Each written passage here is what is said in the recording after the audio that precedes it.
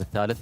يعني احنا نقدر نقول ان الجوله الثالثه القادمه بالنسبه للامارات، قطر، الكويت وعمان راح تكون جوله ناريه. نعم، شوف ناصر، رغم فوز الكويت بالامس على الامارات وفوز عمان على قطر، لكن انت ممكن في الجوله الاخيره تجدهم خارج البطوله نهائيا فعلا. ولا يتاهلوا للدور المقبل. هي دي متعه كاس الخليج واثاره كاس الخليج، وده المستويات اللي احنا بنتمناها، ان المنافسه تظل حتى الدقائق الاخيره. يجب على المنتخبات اللي خسرت سواء المنتخب القطري او المنتخب الاماراتي ان يؤمنوا بقدراتهم وحظوظهم وينافسوا حتى الرمق الاخير. صحيح ممكن تدخل في حسابات معقده، لان فوز عمان والكويت او تعادلهم يحسم تاهلهم مباشره الى الدور المقبل، لكن اذا فاز المنتخب القطري على المنتخب الكويتي وفازت الامارات على عمان، وقتها ستتغير الامور تماما. ننظر لفارق الاهداف، ننظر كذلك الى موضوع البطاقات الصفراء. فاعتقد وهذه اللي اعتقد راح تضرنا بشكل كبير.